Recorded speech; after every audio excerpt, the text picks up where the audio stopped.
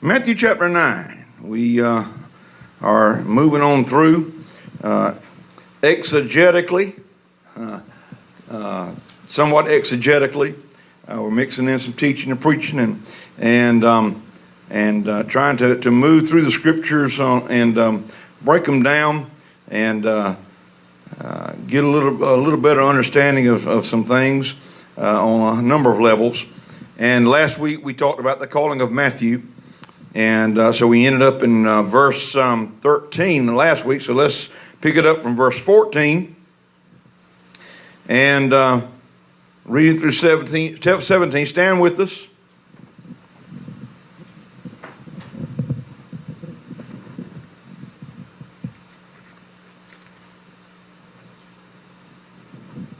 Matthew chapter 9, beginning of verse 14. Then came to him the disciples of John, saying, why do we and the Pharisees fast oft, but thy disciples fast not?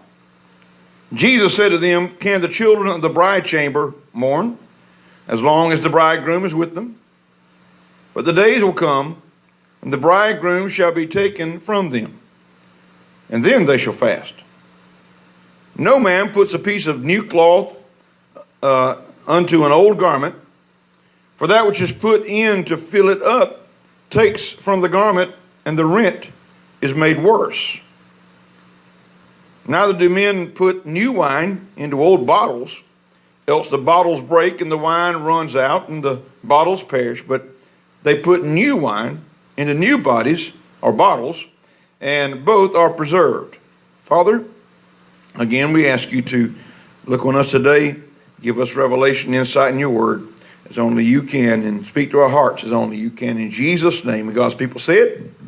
Amen. You may be seated in his presence.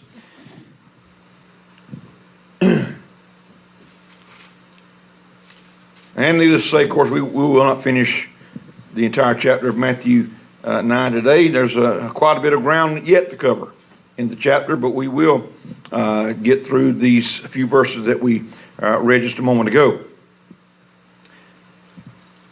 Then came to him the disciples of John, and he's referring to John the Baptist.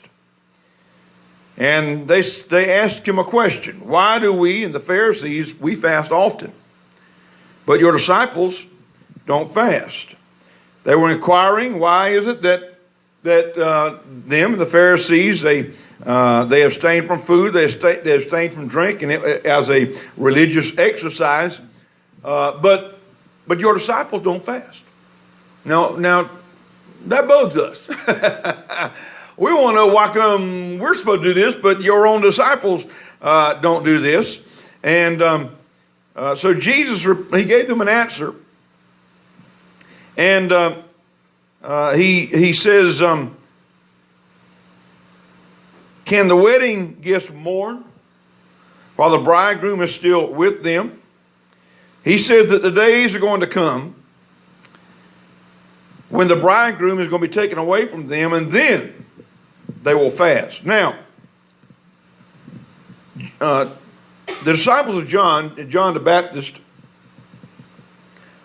this was not the first time they had a question, and there was another time, and of course John was in prison this time, and messages were sent back and forth on a number of occasions, or at least a couple of occasions that we know of, and they were, in other words, John was their pastor. John the Baptist was their pastor, but John the Baptist always pointed to Jesus. He said, I'm not that light. He is the light.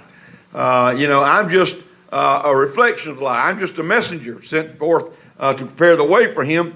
And so John never alluded to any kind of fact whatsoever that he was the Messiah. He knew better than that, and he always pointed toward Jesus. But his disciples, you know how people are. People sometimes, they get locked into factions, and they get locked into personalities and things like that. And but I'm sure that when John finally was beheaded, I'm sure many of them, his disciples, probably migrated over to the Messiah. But not sure how all that worked.